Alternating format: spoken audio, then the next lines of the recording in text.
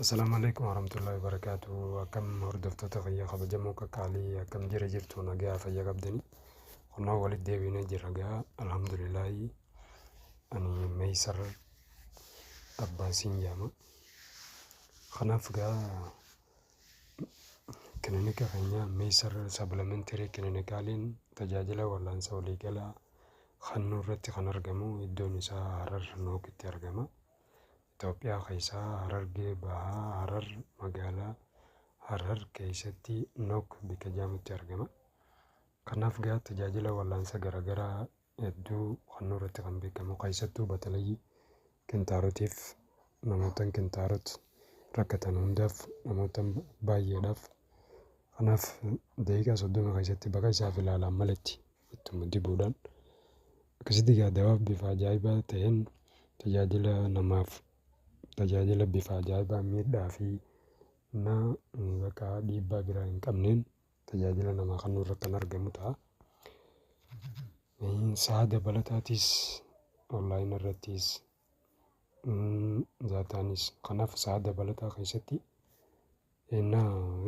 haala dhukkubaatii fi dawaa dhukkubaa saniitii fi kanaas wal cinaa qabee kan barsiisu ta'a. Kanaaf nu hordofaa isiniin jenna hedduu galatooma. Yaadaa fi gaafii qabdan nuuf dhiyeessuu keessaniif hedduu galatooma. Har'a wanni irraa haasofnu dhukkuba asmii takkaa'u hafuura nama jedhu. Namoota hafuura itti ciccitan kaasmiin isa qabdee kaasmiin hin cittinii qoommatarra waan jiran jedhu sagaleen ukkaamamtee dubbachuu hin dandeenye. Maaliin akka wal'aanuu danda'u manuma isaa keessa taa'ee jechuudha. San barannaa jechuudha.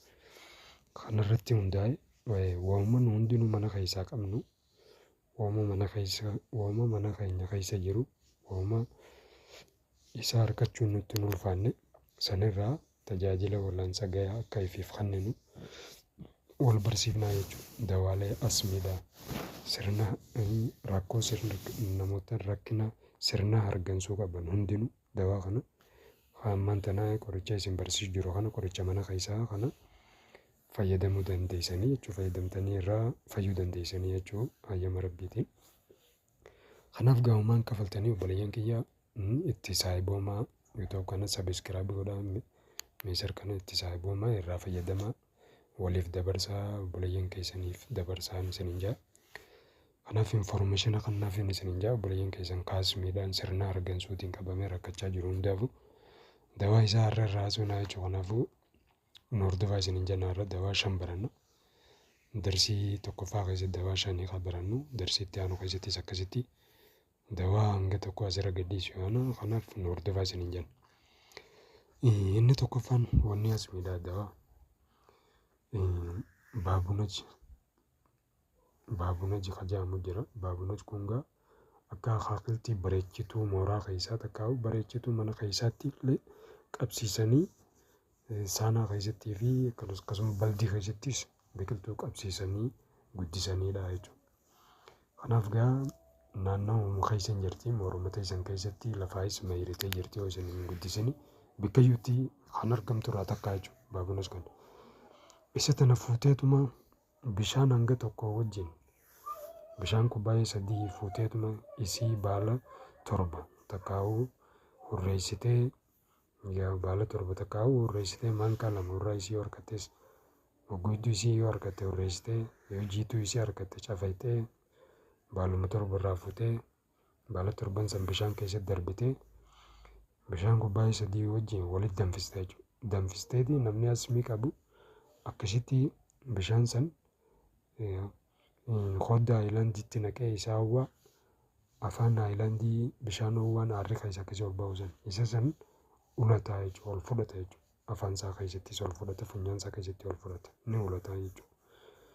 Funyaanii fi afaan keessattis ol fudhata jechuudha. Kan hin abbuun haaruma isaa ol fudhata jechuudha. Bishaan isaa kan hin abbuun haaruma isaa ol fudhata. Akkasitti haala kana toranga torbaan tokkootiif ganamaa galgala godhuu itti fufaa jechuudha. Asmiin achumatti irraa dhaabbatti jedha. Kanaaf itti fayyadamaa isiniin jenna. Waan isin dhibeen nuuf gaafadhaa. Bilbilli keenya asirra jira.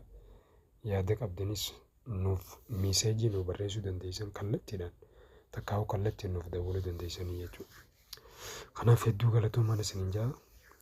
Inni lammaffaa dawaan lammaffaadha yaani sun kun gaa waan akka hammoonaa fakkaata. Firiin isaa kun xixiqqoo asirraa agartan tana.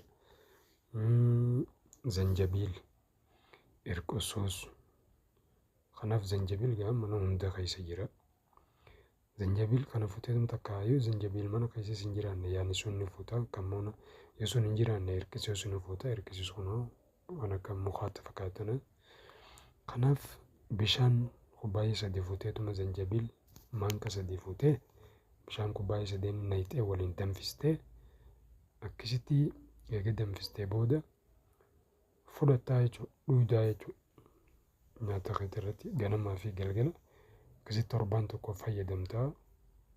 Rakkina hargansuudhaa kan tuuboo sombaa keessatti argame akkasitti fayyaa nagaa kannaa jechuudha obboleeyyan kiyya. Yaani sun yoo harkattee isaas akkasuma danfistee dhuudaa. Yoo yaani sun dhabdee zanjabiil yoo harkattee danfistee dhuudaa. Hirqisuus yoo harkattee danfistee dhuudaa jechuudha. Inni sadaffaan teenul yaabis jaaniin kun asirratti agartan tana teenii goggoyduu tana bishaan kubbaayyaa tokko fuuteetuma teenii yaabisa tana galgala bishaan kubbaayyaa tokko saanaan naqxeetuma saanaa sanitti teenii yaabisaa tana firii sadii keessa naqxee keessa bulchite jechuudha galgala. Keessa bulchiteeti bishaan kubbaayyaa san keessa ganama subii gara qullatti isii sadeen san fuutee nyaattee bishaan sanis irra dhuudaa jechuudha. Galgaluu firii lama, firii sadii, firii takka bishaan keessa bulchitee bishaan kubbaayyaa tokko dhugaa ganama akkasiin nyaachaa.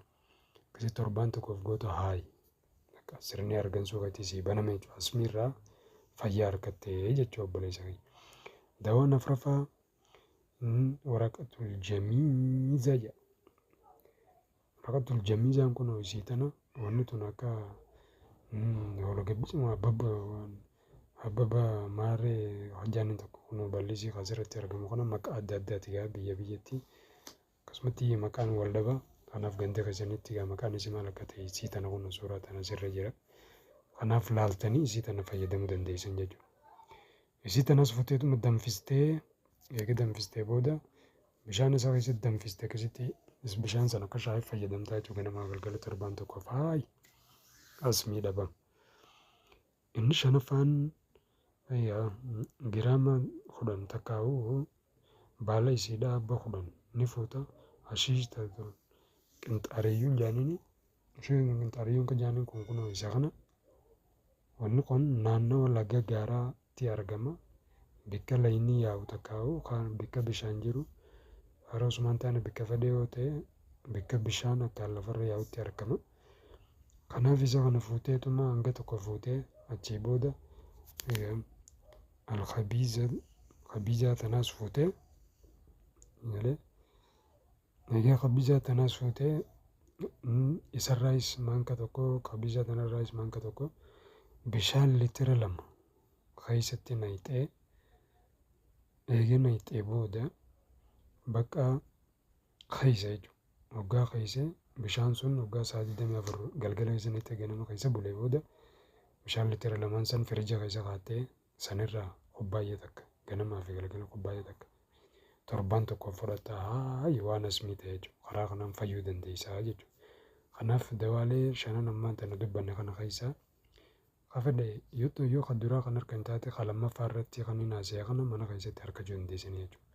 Kanaaf manuma keenya keessaa dhibdee keenya haa wallaannannu dawaa manuma keenya keessa jira. Kanaaf haala ijoolleetti wal barsiisuun kun har'a dawaa shanan kana haa asmiidhaa wal barsiifnetu irra dhibee asmii kamittiif wallaalan irraa haasofnee jira.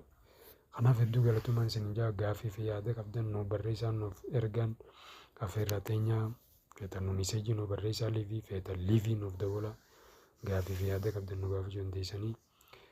Kanaaf meesar supplementary clinicaliin tajaajila wallaansaa kan nurratti kan argamu keessattuu kintaarota bifa addaatiin daqiiqaa 30 keessatti bakka isaaf ilaalan malatti wallaannee walaba taasifna. Kottaa fayyadamaa isiniin jenna. Kanaaf teessoon keenya Harar Itoophiyaa keessaa Harargee bahaa Harar magaalaa Harar keessatti argamna. Bakka Nook jedhamutti argamna.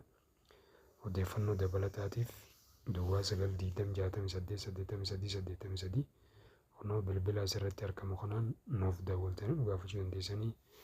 Hanga darsii lammaffaatiin walitti deebinutti nagaan naa turaa naaf irraa keenya.